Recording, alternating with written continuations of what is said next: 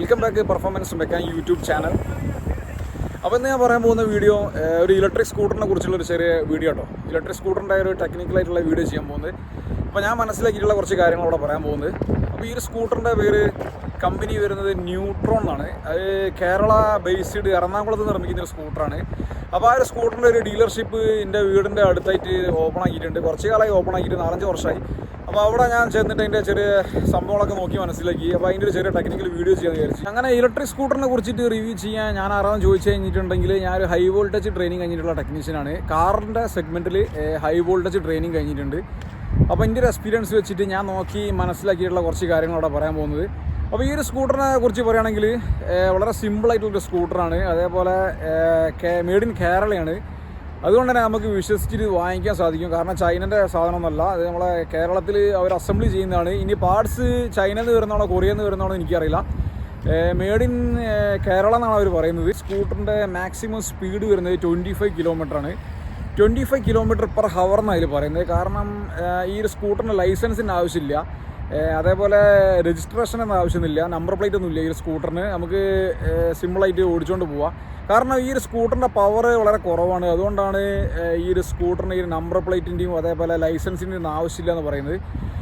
അതേപോലെ ഈ സ്കൂട്ടറിൽ ഒരു യൂസ് ചെയ്യുന്ന മോട്ടറിൻ്റെ കപ്പാസിറ്റി എന്ന് പറയുമ്പോൾ 250 മുതൽ 350 വാട്ട്സ് ആ റേഞ്ചിലാണ് വരുന്നത് അതിൻ്റെ മോട്ടറിൻ്റെ കപ്പാസിറ്റി.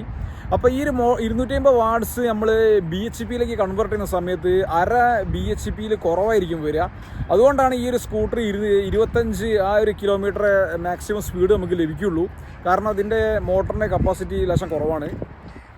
അതേപോലെ തുടക്കക്കാരായ ആൾക്കാർക്കൊക്കെ അത് യൂസ് ചെയ്യാൻ വളരെ സിമ്പിളായിരിക്കും. അതേപോലെ ഈ പുതുതായിട്ട് സ്കൂട്ടർ ഓടിക്കാൻ താല്പര്യമുള്ള ആൾക്കാർക്കും സ്കൂട്ടർ ഓടിക്കാൻ വേണ്ടി പഠിക്കുന്ന ആൾക്കാർക്കും അതേപോലെ അത്തരം ആൾക്കാർക്കൊക്കെ വളരെ യൂസ്ഫുൾ ആയിരിക്കും. കാരണം ഇതിൻ്റെ മോട്ടറിനൊക്കെ വളരെ പവർ കുറവായതിനെ കൊണ്ട് മോട്ടറിനൊക്കെ വളരെ നോർമൽ റേഞ്ചിലുള്ള പവറൊക്കെ ഉള്ളൂ. അതുകൊണ്ട് തന്നെ അത് പെട്ടെന്ന് എടുത്ത് ചാടൊന്നുമില്ല ഇതിൻ്റെ ഫ്രണ്ടൊന്നും. അതുകൊണ്ട് നമുക്ക് പെട്ടെന്ന് ഓടിച്ച് പഠിക്കാനൊക്കെ സാധിക്കും. സിമ്പിളായിട്ടുള്ള യൂസാണ്. അതേപോലെ അതിൽ ലെഡ് ആസിഡ് ബാറ്ററിയും വരുന്നുണ്ട്, അതേപോലെ ലീഥിയം അയൺ ബാറ്ററിയൊക്കെ വരുന്നുണ്ട്. ചൈനയിലും അതേപോലെ സൗത്ത് കൊറിയ അതേപോലെ ജപ്പാൻ ഇത്തരം രാജ്യങ്ങളിലൊക്കെ ഒരുപാട് ആൾക്കാർ ഇത്തരം ചെറിയ കപ്പാസിറ്റിയുള്ള സ്കൂട്ടറുകൾ യൂസ് ചെയ്യുന്നുണ്ട്. ഇപ്പോൾ നമ്മളെ ഡെയിലി ആവശ്യത്തിനും അതേപോലെ നമുക്ക് ജോലിക്ക് പോകാനും അതേപോലെ നമ്മൾ ബസ് കയറി യാത്ര ചെയ്യുന്ന ആൾക്കാർ അതേപോലെ ഓട്ടോറിക്ഷയിലൊക്കെ കയറി യാത്ര ചെയ്യുന്ന ആൾക്കാർക്കൊക്കെ ഇത്തരം സ്കൂട്ടർ വളരെ യൂസ്ഫുൾ ആയിരിക്കും. കാരണം അതിൽ ലൈസൻസ് വേണ്ട, അതേപോലെ നമ്പർ പ്ലേറ്റിൻ്റെ ഒന്നും ആവശ്യമില്ല. ഒരു മിതമായ സ്പീഡിൽ നമുക്ക് ഓടിച്ചുകൊണ്ട് പോകാൻ സാധിക്കും. നിങ്ങളൊക്കെ നടത്താൻ ഈ ഒരു സ്കൂട്ടർ കേപ്പബിൾ ആയിരിക്കും. കാരണം ഒരു 50-60 കിലോമീറ്ററൊക്കെയാണ് ഇതിൻ്റെ റേഞ്ച് വരുന്നത്. 60-70 കിലോമീറ്ററൊക്കെ അത് റേഞ്ച് ഓടുക അവർ ഫുൾ ചാർജ് ചെയ്തിട്ടുണ്ടെങ്കിൽ. ഇപ്പോൾ ഒരു 10 കിലോമീറ്റർ ഡെയിലി ജോലിക്ക് പോയി വരുന്ന ആൾക്കാരൊക്കെ ആണെങ്കിൽ അവർക്ക് വളരെ യൂസ്ഫുൾ ആയിരിക്കും ഈ ഒരു സ്കൂട്ടർ ശരിക്കും. അപ്പോൾ ഞാനും എൻ്റെ സിസ്റ്ററും കൂടിയാണ് ഈ സ്കൂട്ടർ ഓടിച്ച് നോക്കിയത്, ടെസ്റ്റ് ഡ്രൈവ് ചെയ്ത് നോക്കി ഇതിൻ്റെ കപ്പാസിറ്റി എന്തുണ്ടെന്ന് അറിയാൻ വേണ്ടിയിട്ട്. ഇപ്പോൾ ചെറിയ കയറ്റൊക്കെ കയറുന്നതിന് കുഴപ്പമില്ല, വലിയ കയറ്റൊക്കെ കയറാൻ ലേശം ബുദ്ധിമുട്ടാണ്. കാരണം അതിൻ്റെ മോട്ടറിന് ഓൾറെഡി അത്യാവശ്യം കപ്പാസിറ്റി കുറവാണ്. ചെറിയൊരു സ്കൂട്ടറാണ്. അപ്പോൾ നമ്മൾ ആ രീതിയിൽ ഇതിനെ കൺസെപ്റ്റ് ചെയ്യണം. കാരണം ചെറിയ കപ്പാസിറ്റിയിലുള്ള ഒരു നോർമൽ യൂസേജിനുള്ള ഒരു സ്കൂട്ടറാണ്. അതുകൊണ്ട് തന്നെ ആ രീതിയിൽ നമ്മൾ കാണുകയാണെങ്കിൽ വളരെ കൂടുതലൊക്കെ നമുക്ക് യൂസ് ചെയ്യാൻ സാധിക്കും. ഈ വലിയ കയറ്റൊക്കെ നമ്മൾ ഈ സ്കൂട്ടർ ഉപയോഗിച്ചിട്ട് കയറ്റാൻ നിന്നിട്ടുണ്ടെങ്കിൽ അതിൻ്റെ മോട്ടർ ചൂടാവും, അതേപോലെ അതിൻ്റെ മോട്ടറിനെ കൺട്രോൾ ചെയ്യുന്ന മുടികളൊക്കെ ഡാമേജ് ആവാനുള്ള സാധ്യതയുണ്ട്. അപ്പോൾ നമ്മൾ നോക്കി കണ്ട് യൂസ് ചെയ്യുകയാണെങ്കിൽ നമുക്ക് കുറേ കണ്ട് യൂസ് ചെയ്യാൻ സാധിക്കും. ബുള്ളറ്റ് ഉപയോഗിക്കുന്ന ആൾക്കാർ അതേപോലെ ഹിമാലയ ബൈക്ക് ഉപയോഗിക്കുന്ന ആൾക്കാർ അതേപോലെ മൈലേജ് കുറവുള്ള വാഹനങ്ങൾ ഒരുപാട് ആൾക്കാർ നമ്മുടെ നാട്ടിൽ ഉപയോഗിക്കുന്നുണ്ട്. അപ്പോൾ അത്തരം ആൾക്കാരൊക്കെ ഇത്തരത്തിലൊരു ഇലക്ട്രിക് സ്കൂട്ടർ വീട്ടിൽ യൂസ് ചെയ്യുകയാണെങ്കിൽ വളരെ ലാഭകരമാവും. കാരണം ഇതിന് വളരെ വില കുറവാണ്. അതേപോലെ തന്നെ നമ്മളെ ചെറിയ ചെറിയ ഓട്ടങ്ങൾക്കൊക്കെ ഈ ഒരു സ്കൂട്ടർ വളരെ ഹെൽപ്ഫുള്ളാവും. കാരണം ഇത് സ്റ്റാർട്ടാക്കൊന്നും വേണ്ട, കിക്കർ അടിക്കേണ്ട. അത് ഇലക്ട്രിക് സ്കൂട്ടർ ആയതിനെക്കൊണ്ട് എപ്പോൾ വേണമെങ്കിലും ഓടാൻ റെഡിയാണ്. അതേപോലെ അതിന് വളരെ തുച്ഛമായ കറണ്ട് മതി, ജസ്റ്റ് ഒന്ന് ചാർജ് ചെയ്താൽ മാത്രം മതി. നല്ല രീതിയിൽ ഉപയോഗിക്കുകയാണെങ്കിൽ കുറേ കാലം ഉപയോഗിക്കുക. മീൻ വാങ്ങാൻ പോകാനും അതേപോലെ ചെറിയ ചെറിയ ആവശ്യങ്ങളൊക്കെ നമുക്ക് ഈ സ്കൂട്ടർ ഉപയോഗിക്കുക. ഈ ബുള്ളറ്റൊക്കെ സ്റ്റാർട്ടാക്കി എടുക്കുമ്പോഴത്തേക്കാണ് കുറേ നേരവും. അന്നേരം നമുക്ക് ഈ ഇലക്ട്രിക് സ്കൂട്ടറും കൊണ്ട് നമുക്ക് എവിടെ വെച്ചാൽ പോവാം. പിന്നെ അതുകൂടാതെ ഇത് സിംഗിൾ യൂസ് ആയിട്ട് ഉപയോഗിക്കുകയാണെങ്കിൽ വളരെ ഹെൽപ്ഫുൾ ആവട്ടോ. സിംഗിൾ യൂസ് ആയിട്ട് ഉപയോഗിക്കുകയാണെങ്കിൽ കുറച്ച് ദൂരം നമുക്ക് കൂടുതൽ ഓടിക്കുക, അതേപോലെ കയറ്റൊക്കെ കയറ്റാൻ സാധിക്കും. ഇപ്പോൾ 2 പേര് വെച്ച് പോകുമ്പോഴാണ് ഇതിൻ്റെ ലോഡ് കൂടുന്നത്. ഇപ്പോൾ സിംഗിളായിട്ട് യൂസ് ചെയ്യുകയാണെങ്കിൽ വളരെ നല്ല ഒരു വാഹനമായിരിക്കും ശരിക്കും. ഇത് നല്ല ക്യൂട്ടായിട്ടാണ് അതിൻ്റെ ഡിസൈനിങ് കാര്യങ്ങളൊക്കെ ഉള്ളത്. അപ്പോൾ നേരിട്ട് നമുക്ക് കാണാം ഈ ഒരു വാഹനം, എന്നിട്ട് നോക്കി മനസ്സിലാക്കാം ഇതിൻ്റെ ഭാഗങ്ങളൊക്കെ. ഇത് കെയർഫുള്ളായിട്ട് യൂസ് ചെയ്യണം കേട്ടോ. നമ്മൾ ഇത് മിസ്റ്റേക്ക് ചെയ്തിട്ടുണ്ടെങ്കിൽ ചിലപ്പോൾ അബദ്ധങ്ങളൊക്കെ ആവും. കാരണം അത് ഫുൾ ചാർജ് ചെയ്യാൻ പാടില്ല. കുറച്ച് എന്താ പറയുക 95% അത്രയൊക്കെ ചാർജ് ചെയ്യാൻ പാടുള്ളൂ. അതേപോലെ ഫുള്ളി എം ടി ആക്കാൻ പാടില്ല. ഈ ഒരു ബാറ്ററി ഫുള്ളി എം ടി ആയിട്ടുള്ള ബാറ്ററി ചാർജായി വരാൻ പിന്നെ കുറേ ടൈം എടുക്കും. അത് ബാറ്ററീൻ്റെ ഫ്യൂച്ചറിൽ ഡാമേജ് ആവാനുള്ള സാധ്യതയൊക്കെ കൂടുതലാണ്. അതുകൊണ്ട് തന്നെ ബാറ്ററി ഫുള്ള് ഇറങ്ങി പോകുന്നതിന് മുന്നേ നമ്മൾ ചാർജിന് ഇടുക. അങ്ങനത്തെ ഒരു രീതിയിൽ നമ്മൾ ഉപയോഗിക്കുകയാണെങ്കിൽ കുറേ കാലം യൂസ് ചെയ്യുക. അതേപോലെ കയറ്റാൻ എന്താ പറയുക ഓവർലോഡ് കൊടുക്കാതെ നമ്മൾ ശ്രദ്ധിക്കുക മോട്ടറിന്. കാരണം ഓവർലോഡ് കൊടുത്തിട്ടുണ്ടെങ്കിൽ ഈ മോട്ടർ ചൂടാവാനും അതിൻ്റെ കൺട്രോൾ യൂണിറ്റ് പോകാനുള്ള സാധ്യതയൊക്കെ ഉണ്ട്. അപ്പോൾ അതൊക്കെ നമ്മൾ നോക്കിക്കൊണ്ട് ഉപയോഗിക്കുകയാണെങ്കിൽ നമുക്ക് കൂടുതൽ കാലം ഉപയോഗിക്കാൻ സാധിക്കും. രീതി കാര്യങ്ങളൊക്കെ ഉണ്ട്. അപ്പോൾ നമ്മൾ ഒരിക്കലും ഒരു പെട്രോൾ എഞ്ചിൻ ഉപയോഗിക്കുന്ന മാതിരി ഒരു ഇലക്ട്രിക് സ്കൂട്ടർ യൂസ് ചെയ്യാൻ പാടില്ല. അത് കയറ്റം കയറുന്നില്ല, അത് ഇറക്കിറങ്ങില്ല എന്നങ്ങനെ കുറ്റം പറയാൻ പാടില്ല. ഓരോ സാധനത്തിനും ഓരോ കപ്പാസിറ്റി കാര്യങ്ങളൊക്കെ ഉണ്ട്. അതിനനുസരിച്ചിട്ട് നമ്മൾ യൂസ് ചെയ്യുക. ഇപ്പോൾ മോട്ടർ 350 വാട്ട്സ് ആകുമ്പോൾ അതിനുള്ള പെർഫോമൻസ് ആണ് അത് തരിക. അത് നമ്മൾ മനസ്സിൽ ഒരു കാഴ്ചപ്പാട് വേണമെന്നിട്ട് വേണം അത് യൂസ് ചെയ്യാൻ കേട്ടോ. ഈ ഇലക്ട്രിക് സ്കൂട്ടറിൽ മെയിനായിട്ട് വരിക അതിൻ്റെ ഇലക്ട്രിക് മോട്ടറാണ്. അതേപോലെ അതിനെ മോട്ടറിനെ കൺട്രോൾ ചെയ്യാൻ ഒരു മൊഡ്യൂൾ ഉണ്ടാവും, കൺട്രോൾ യൂണിറ്റ്, പിന്നെ ബാറ്ററി ഉണ്ടാവുക. ഈ 3 സംഭവമാണ് ഇതിൻ്റെ മെയിനായിട്ടുള്ള ഭാഗങ്ങൾ. അപ്പോൾ ഇതിന് ഏതെങ്കിലും ആണ് കംപ്ലയിൻറ്റ് വരാനുള്ള സാധ്യതയുള്ളത്. അപ്പോൾ ഇതിനൊക്കെ ഒരു വർഷത്തോളം വാറണ്ടിയൊക്കെ അവർ കൊടുക്കുന്നുണ്ട്. അപ്പോൾ നേരിട്ട് പോയി കാണാം ഇതിൻ്റെ അകത്തുള്ള ഭാഗങ്ങളൊക്കെ. ഈ സ്കൂട്ടർ നേരിട്ട് നോക്കി മനസ്സിലാക്കാം. വളരെ ക്യൂട്ടായിട്ടുള്ളൊരു സ്കൂട്ടറാണ്. ഇതിൻ്റെ ചെറിയൊരു മോഡൽ സ്കൂട്ടറുണ്ട്. അത് വെസ്പ സ്കൂട്ടറിൻ്റെ ഒരു കോപ്പി പോലെ ഉണ്ട് കണ്ടിട്ട്, ഏകദേശമൊക്കെ അതേപോലെ ഉണ്ട്. അപ്പോൾ വീഡിയോയിൽ കിടക്കാം.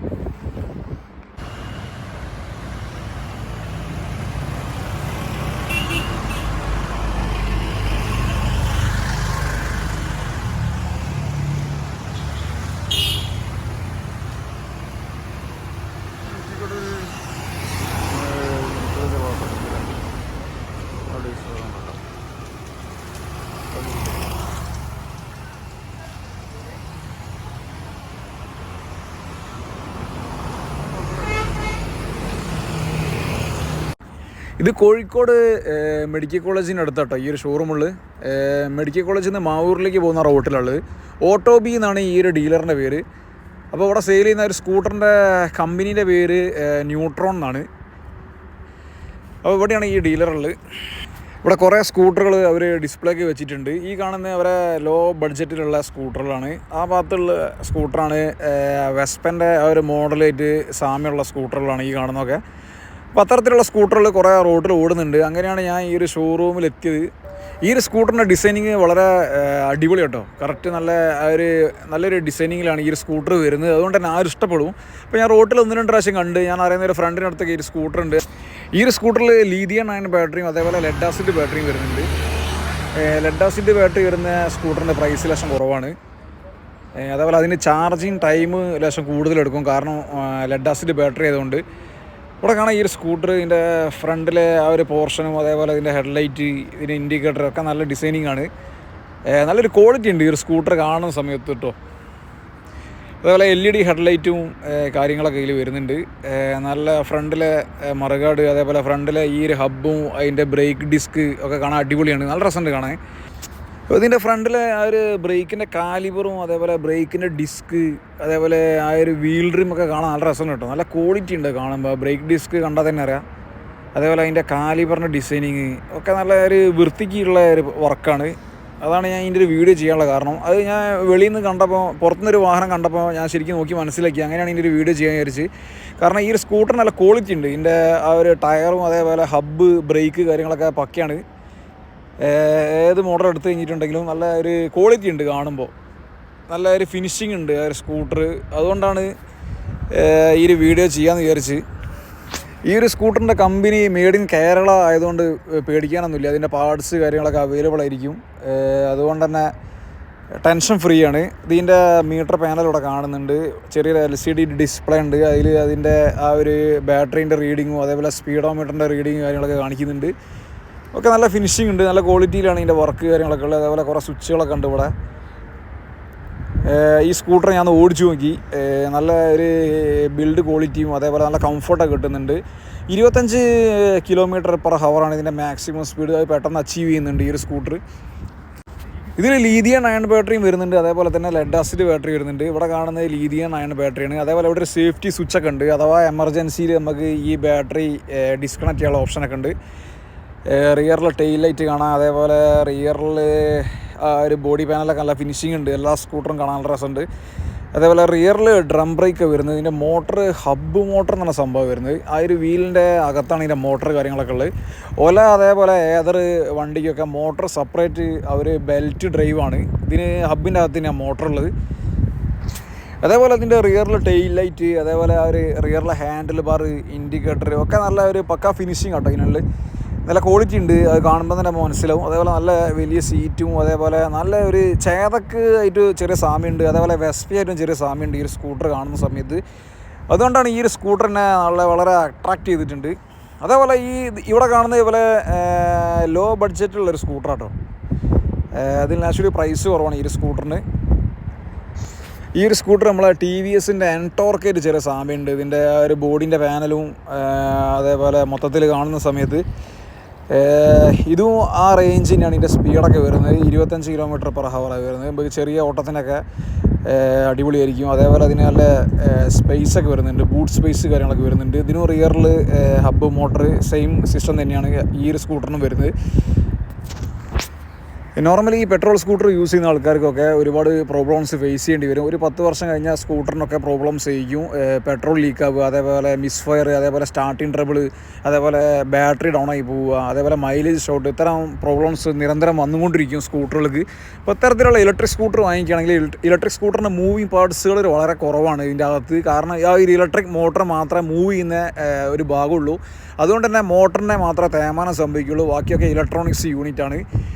അതുകൊണ്ട് തന്നെ ഇലക്ട്രോണിക്സ് യൂണിറ്റിന് തേയ്മാനമൊക്കെ വളരെ കുറവായിരിക്കും. നല്ലപോലെ ഉപയോഗിക്കുകയാണെങ്കിൽ കുറേ കാലം ഉപയോഗിക്കാൻ പറ്റും. ഇവിടെ ഇതിൻ്റെ പാർട്സും സർവീസൊക്കെ അവൈലബിൾ ആട്ടോ. ഇവിടെ എല്ലാ പാർട്സും അവൈലബിൾ ആണ്. മോട്ടറും അതേപോലെ കൺട്രോൾ യൂണിറ്റ് എല്ലാ പാർട്സുകളും അവൈലബിൾ ആണ്. ഇവർ നല്ല സർവീസ് കാര്യങ്ങളൊക്കെയാണ്. ഇവർക്ക് വേറെയും സർവീസ് സെൻറ്റർ കാര്യങ്ങളൊക്കെ ഉണ്ട്. ഇവിടെ അവർ ബാറ്ററി കാര്യങ്ങളൊക്കെ വെച്ചിട്ടുണ്ട്. ഈ സ്കൂട്ടറിന് അവർ ഉപയോഗിക്കുന്ന വോൾട്ടേജ് 60 വോൾട്ടാണ് വരുന്നത്. 60 62 വോൾട്ടോ ആ റേഞ്ചിലാണ് ഇതിൻ്റെ വോൾട്ടേജ് വരുന്നത്, ബാറ്ററീൻ്റെ കപ്പാസിറ്റിയൊക്കെ. ഇപ്പോൾ ലെഡ് ആസിഡ് ബാറ്ററി 5 ഉപയോഗിക്കുന്നുണ്ട് ഇവർ. 12 വോൾട്ടാണ് ഒരു ലെഡ് ആസിഡ് ബാറ്ററി വരുന്നത്. അത് 5 ബാറ്ററി സീരിയസ് ആയി കണക്ട് ചെയ്തിട്ടാണ് 62 വോൾട്ട് അച്ചീവ് ചെയ്യുന്നുണ്ട്. അതേപോലെ ലീഥിയം അയൺ ബാറ്ററി ഉണ്ട്. ലീഥിയം അയൺ ബാറ്ററിയിൽ നമ്മൾ സ്കൂട്ടർ വാങ്ങിക്കുകയാണെങ്കിൽ അതിൻ്റെ പ്രൈസ് ലേശം കൂടുതലാണ്. അതാണെങ്കിൽ 3 മണിക്കൂറോ 4 മണിക്കൂറോ ചാർജ് ചെയ്താൽ മതി. ലീഥിയം അയൺ ബാറ്ററി അത് സൂക്ഷിച്ച് കൈകാര്യം ചെയ്യണം. ലീഥിയം അയൺ ബാറ്ററി അത് ചൂടാവാനുള്ള സാധ്യത വളരെ കൂടുതലാണ്. ലെഡ് ആസിഡ് ബാറ്ററിക്ക് ചാർജിങ് ടൈം ലേശം കൂടുതലാട്ടോ. 7 hour ചാർജ് ചെയ്യണം, എന്നാലേ അത് ഫുൾ ചാർജ് ആവുള്ളൂ. അങ്ങനെ ഒരു ഡ്രോബാക്ക് ഉണ്ട്. അതേപോലെ ഇവിടെ പല ടൈപ്പിലുള്ള ബാറ്ററി വെച്ചിട്ടുണ്ട്. അതേപോലെ ഇതിൻ്റെ മോട്ടർ ഇവിടെ കാണാം. ഇതാട്ടോ ഇതിൻ്റെ മോട്ടർ. ഇത് ഹബ്ബ് മോട്ടർ എന്നതിന് പറയുന്നത് ശരിക്കും ഇത്തരത്തിലുള്ള മോട്ടറിന്. ഈ വീലിൻ്റെ അകത്താണ് ഇതിൻ്റെ മോട്ടറും ഇതിൻ്റെ വൈൻഡിങ് സംഭവങ്ങളൊക്കെ ഉള്ളത്. അതേപോലെ ഇതിൻ്റെ കൺട്രോൾ യൂണിറ്റാണ്. ഈ മോട്ടറിനെ കൺട്രോൾ ചെയ്യാനുള്ള ഒരു കൺട്രോൾ യൂണിറ്റാണ് ഈ ഒരു സംഭവം. മോട്ടറിൻ്റെ സ്പീഡ് കൂട്ടാനും കുറയ്ക്കാനും അതേപോലെ ഇത്തരം സംഭവങ്ങളൊക്കെ ഈ ഒരു കൺട്രോൾ യൂണിറ്റ് വഴിയാണ് നമ്മൾ ചെയ്യുന്നത്. കാറുകളിൽ ഇത്തരത്തിലുള്ള കൺട്രോൾ യൂണിറ്റ് വരുന്നുണ്ട്. അതിൻ്റെ അകത്ത് കൂടിയൊക്കെ കൂളൻ്റ് പാസ് ചെയ്യുന്നുണ്ട്. ഇതിനെ ശരിക്കും തണുപ്പിക്കാൻ വേണ്ടിയിട്ട്. ഈ ഒരു സംഭവം ശരിക്കും ചൂടാവുന്ന സംഭവം കേട്ടോ. ഇപ്പോൾ ഇതിൽ കുറേ ലൈൻസൊക്കെ കൊടുത്തിട്ടുണ്ട് അതിനെ തണുപ്പിക്കാൻ വേണ്ടിയിട്ട്. ഇപ്പോൾ ഇവിടെ ഒട്ടുമിക്ക ബോൾട്ടും നെട്ടും അതേപോലെ ഇതിൻ്റെ കൺട്രോൾ യൂണിറ്റ്, അതിൻ്റെ ആക്സിലേറ്റർ, സ്വിച്ച് സാധനങ്ങളൊക്കെ ഇവിടെ സ്റ്റോക്ക് ഉണ്ട്. ഇതിന് നോർമലി വരുന്ന സംഭവങ്ങളൊക്കെ ഇവർ സ്റ്റോക്ക് വെച്ചിട്ടുണ്ട്. റീപ്ലേസ് ചെയ്യേണ്ട പാർട്സുകൾ കാര്യങ്ങളൊക്കെ. ഇത് വേറൊരു സ്കൂട്ടർ കേട്ടോ. അതിൻ്റെ മീറ്റർ പാനൽ അവിടെ കാണുന്നത്. ഇതിൻ്റെ ബാറ്ററീൻ്റെ ചാർജ്, ഇതിപ്പോൾ പാർക്കിലുള്ളത്. അതുപോലെ ഡ്രൈവിലിട്ടാൽ ഡ്രൈവ് മോഡ് വരും. ഇത്തരം സംഭവങ്ങളൊക്കെ ഇതിലുണ്ട് കേട്ടോ. ഈ ഒരു ഇൻഫർമേഷൻ ഇഷ്ടപ്പെട്ടാൽ ചാനൽ സബ്സ്ക്രൈബ് ചെയ്യുക, അതേപോലെ വീഡിയോ ലൈക്ക് ചെയ്യുക.